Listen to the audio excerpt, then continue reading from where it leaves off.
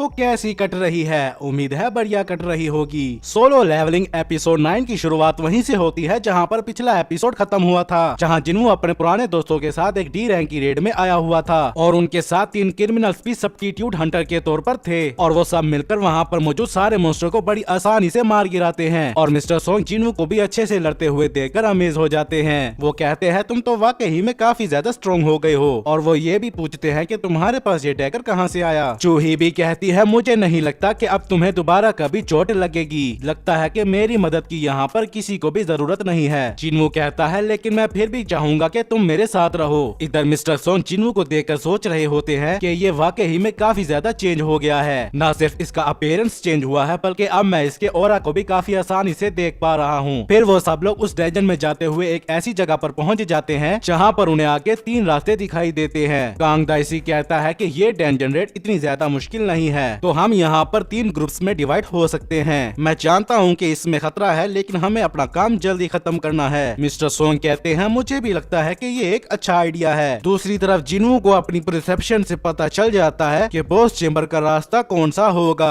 और वो mister song और चूही को भी अपने साथ उस रास्ते पर चलने का कहता है, जिस पर वो दोनों भी मान जाते हैं। इसके बाद वो लोग 3 की टीम बनाकर अपने अपने रास्ते पर जाने लगते हैं, जहाँ ताइसिक जाते हुए जिन्हों को ही देख रहा था। फिर हम मिस्टर किम और उस आदमी को देखते हैं जो कि वहाँ पर मौजूद गोब्लिन्स को बड़ी आसानी से मार गिराते हैं, जहाँ वो दूसरा आदमी थोड़ा घबरा रहा होता है। किम उसे तसल्ली देते हुए कहता है तुम्हें घबराने की जरूरत नहीं है, ये एक लो लेवल की डंजन है। वो आदमी कहता है लेकिन हमारे साथ पहले भी ऐसा हो चुका है। किम कहता है मैंने अपना मन बना लिया है, जब ये रेड खत्म हो जाएगी तो मैं मिस्टर सोंग से माफी मांगूंगा और तुम्हें भी ऐसा ही करना चाहिए क्योंकि हम दोनों ही वहाँ से भाग गए थे। बेशक ये हमने अपनी फैमिलीज के लिए किया था मगर इससे फैक्ट तब्दील नहीं होता। अगर हम हंटर हैं तो हमें इसके अंजाम के लिए भी तैयार रहना चाहिए। वो आदमी कहता है तुम्हें क्या लगता है क्या वो हमें माफ कर देंगे? किम कहता है शायद ऐसा ना हो लेकिन मैं फिर भी उनसे माफी मांगूंगा। फिर हम ताइसिक को देखते हैं जो कि उन सारे क्रिमिनल्स के साथ था, जहां वो क्रिमिनल्स उन वीक मॉन्स्टर्स को मारने पर खुश नहीं होते। वो गुस्सा करते हुए कहते हैं हमें नहीं लगा था कि ये काम इतनी आसानी से हो जाएगा। ताइसिक उनसे कहता है क्या होता अगर तुम्हारा मुकाबला इंसानों से होता,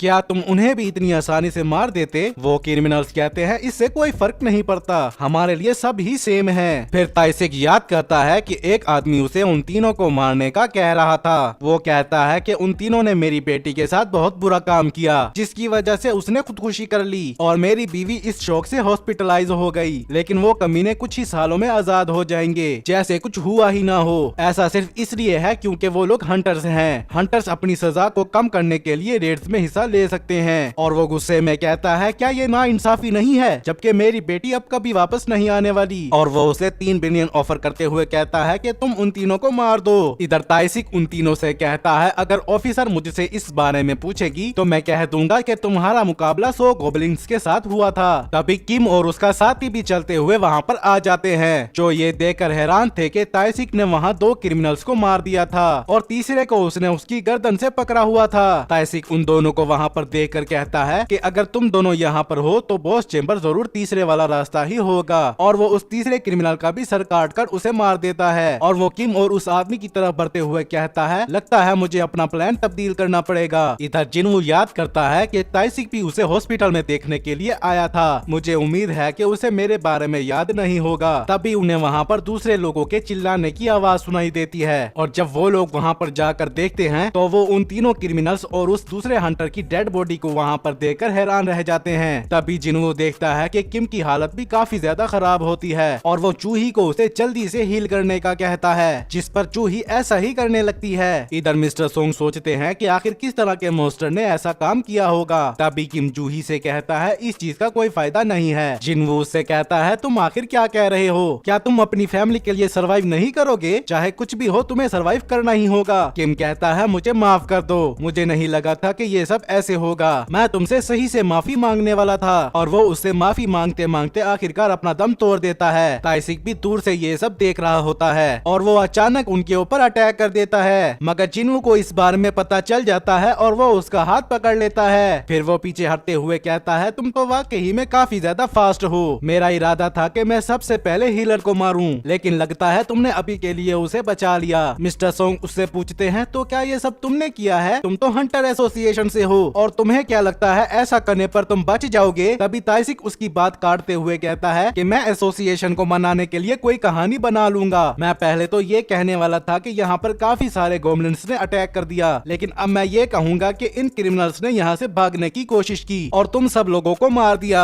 और जब मैं बॉस से फाइट कर रहा था तो तब इन्होंने मुझे भी मारने की कोशिश की, लेकिन मैंने बड़ी आसानी से उन सब लोगों को संभाल लिया। तुम्हें क्या लगता है ये बिल्कुल परफेक्ट स्टोरी है ना? उसकी ये बातें सुनकर जिन्वू गुस्सा हो जाता है, मगर मिस्टर सोंग उसे रोकते हुए कहते हैं कि तुम उसके सामने नहीं टिक पाओगे, इस वजह से मैं उससे लड़ने के लिए जाऊंगा। और वो किम की तलवार उठाकर ताइसिक से लड़ने चले जाते हैं। वो जूही से कहते हैं क्या तुम मुझे एक फिजिकल बफ दे सकती हो? जिस पर जूही उन्हें फिजिकल बफ दे देती है। मिस्टर सोंग सोचते हैं कि वो एक बी रैंक का हंटर है, लेकिन एक असासिन टाइप के हंटर का डिफेंस थोड़ा कमजोर होता है। ताइसिक कहता है तुम तो एक मेज हो और अगर तुम अपनी स्ट्रेंथ के ऊपर रिलाई करोगे तो ये तुम्हारे लिए ठीक नहीं होगा। ये कहते ही वो मिस्टर सोंग के ऊपर अटैक कर देता है, जिसे मिस्टर सोंग अपनी तलवार से रोक लेते हैं और वो उसे पीछे हटाते हुए उसे एक स्लैश मारकर बीच में से काट देते हैं। लेकिन वो तो ताइसिक का सिर्फ एक शैडो क्लोन था और वो साइड पर आकर कहता है तो तुम्हारे पास भी कुछ मूव्स हैं। तभी मिस्टर सोंग उसे दोबारा से लड़ने लगते हैं। इधर जिन्वू सोचता है थोड़ी देर के लिए ही सही, लेकिन वो उसके सामने टिक पाए और मिस्टर सोंग काफी ज्यादा फास्ट हैं। तभी ताइसिक उनसे लड़ते हुए उन्हें जख्मी कर देता है, लेकिन जूही फौरन से उनकी चोट को हील कर देती है। ताइसिक उसे देखते हुए कहता है लगता है मुझे सबसे पहले इससे ही निपटना चाहिए, और वो बड़ी तेजी से जूही के ऊपर अटैक कर देता है। तभी मिस्टर सोंग उसके पीछे से आकर उसके ऊपर अटैक कर देते हैं। ताइसिक उनके अटैक को रोकते हुए कहता है लगता है कि तुम कोई आम बूढ़े इंसान नहीं हो। मिस्टर सोंग उससे कहते हैं कि मैंने एक एस रैंक के हंटर को ट्रेनिंग दी है, तो तुम मुझे ब्लेड टेक्निक में नहीं हरा सकते। ताइसिक पीछे हटते हुए कहता है लेकिन अब तुम अपनी लिमिट में हो, और वो बड़ी तेजी से मिस्टर सोंग के ऊपर अटैक करने लगता है, जिससे मिस्टर सोंग अपने घुटनों पर आ जाते हैं। जूही उन्हें हील करने की कोशिश करती है, मगर घबराहट की वजह से ऐसा नहीं कर पाती। ताइसिक मिस्टर सोंग को मारने ही वाला होता है, मगर मिस्टर सोंग उसके ऊपर अपना फायर अटैक करते हैं, मगर ताइसिक उस अटैक से बचकर साइड पर आ जाता है और वो मिस्टर सोंग को मारने ही वाला होता है। जूही भी ये देखकर अपनी आंखें बंद कर लेती है। तभी जिन्वू उसके अटैक को रोककर उसे पीछे हटा देता है। ताइसिक कहता है तुमने एक बार फिर से मेरा अटैक रोक लिया, आखिर तुम हो कौन? जिन्वू कहता है मेरा नाम संग जिन्वू है और मैं एक ई रैंक का हंटर हूँ। ताइसिक कहता है क्या एक ई रैंक का हंटर? ये तो काफी ज्यादा अजीब है। जिन्वू को ऐसा करते देखकर मिस्टर सोंग भी हैरान हो जाते हैं। ताइसिक कहता है तुम जिस तरीके से लड़ रहे हो तुम एक ई रैंक के हंटर हो ही नहीं सकते, तुम जरूर अपनी स्किल्स को छुपा रहे हो। फिर वो इस बारे में अंदाजा लगाने लगता है। वो कहता है कि तुम्हारे साथी तुम्हें अच्छे से जानते हैं, तो तुम एक फाल्स रैंकर तो नहीं हो सकते, क्योंकि वो अपने पीछे कोई सबूत नहीं छोड़ते। अगर ऐसा होता तो तुम अब तक इनको मार चुके होते।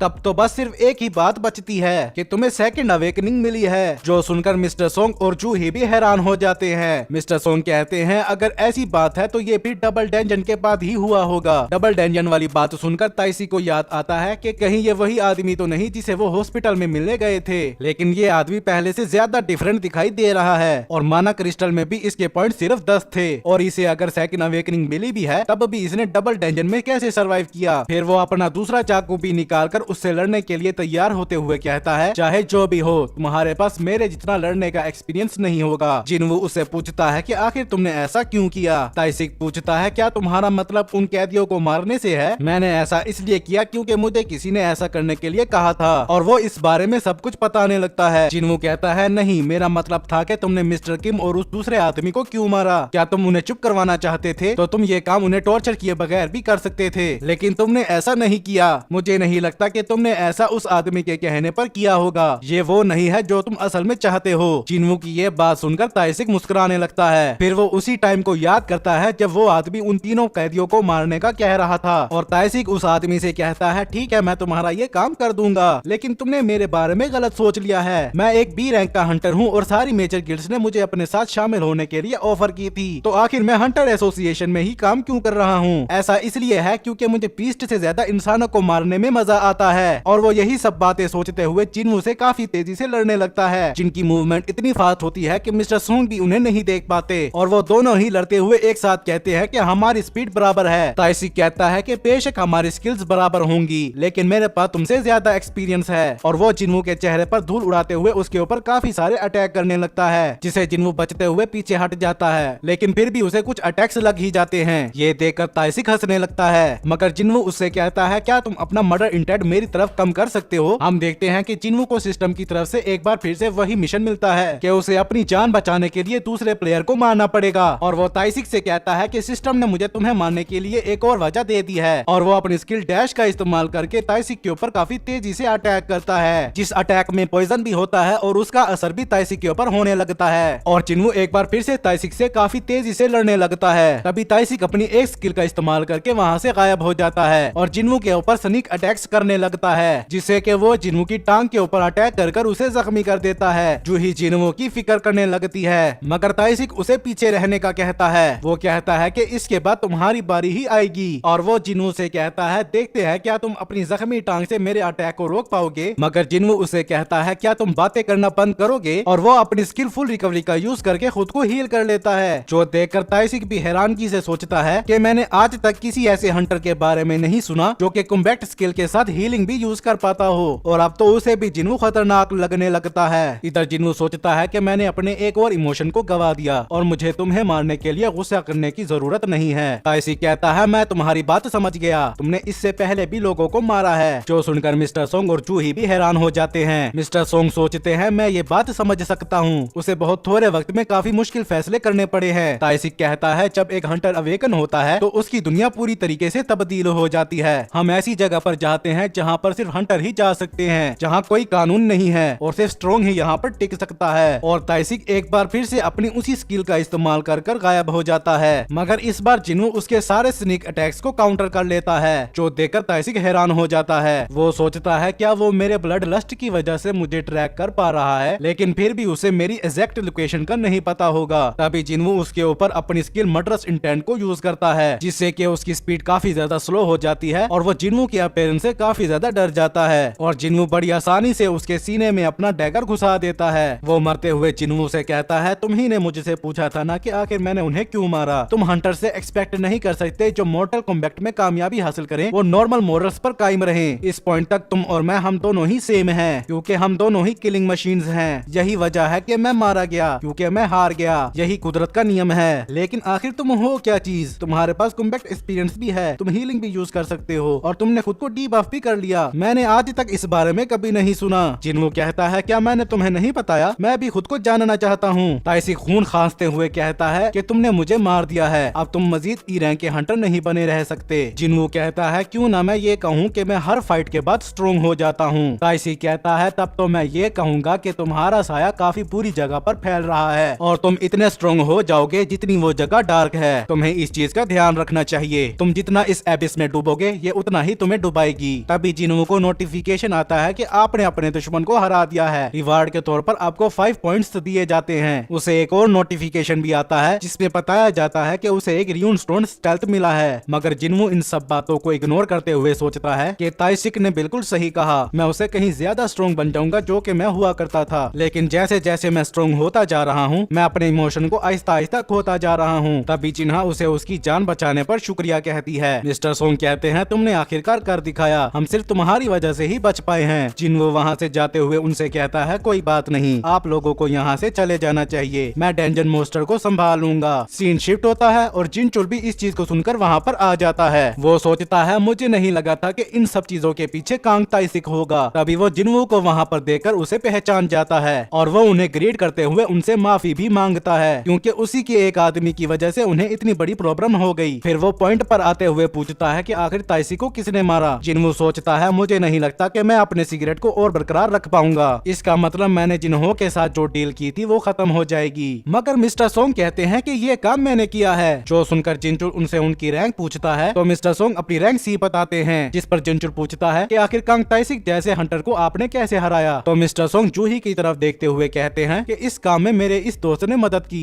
जिनचुल अपने मन में सोचता है कि ताइसिक बी रैंक के हंटर्स पर निगरानी रखा करता था और एक सी रैंक का मेच उसके सामने कभी भी नहीं टिक सकता। मगर वो इस चीज को इग्नोर करते हुए उनकी बात मान लेता है और वो वहाँ से जाते हुए कहता है कि मुझे इस चीज की रिपोर्ट करनी है, तो आप सब लोगों को मेरे साथ आना पड़ेगा। जिन्वू अपने मन में सोचता है कि कांग ताइसिक को हराने के बाद मुझे ज्यादा उछलना नहीं चाहिए और वो जिनचुल को देखते हुए सोचता है कि मैं ये पहले नहीं बता सकता था, लेकिन ये आदमी एक ए रैंक का हंटर है और मैं इसके सामने नहीं टिक सकता। तभी मिस्टर सोंग जिन्वू से कहते हैं मुझे माफ करना अगर मैंने कुछ ज्यादा ही कह दिया हो तो, लेकिन मुझे लगता है कि तुम्हारे पास अपनी स्ट्रेंथ छुपाने की अपनी अलग वजह है। वैसे तुम इसे एहसान के बदले एहसान के तौर पर ले सकते हो। इसके बाद हम जिन्वू और जूही को एक साथ देखते हैं, जहाँ वो उसे वही माना स्टोन जो कि जिन्वू ने उसे दिया था दिखाते हुए कहती है, क्या तुम्हें इस बारे में याद है? मगर उसके ऐसा कहने के साथ ही ये एपिसोड यहीं पर खत्म हो जाता है। वीडियो अच्छी लगी हो तो लाइक करें, वीडियो कैसी लगी इस बारे में कमेंट्स में बताएं। इस तरह की मजीद वीडियो देखने के लिए चैनल को सब्सक्राइब भी कर दें और हमारी दूसरी वीडियो को भी सपोर्ट करें। तब तक के लिए इत्ते की मस्त।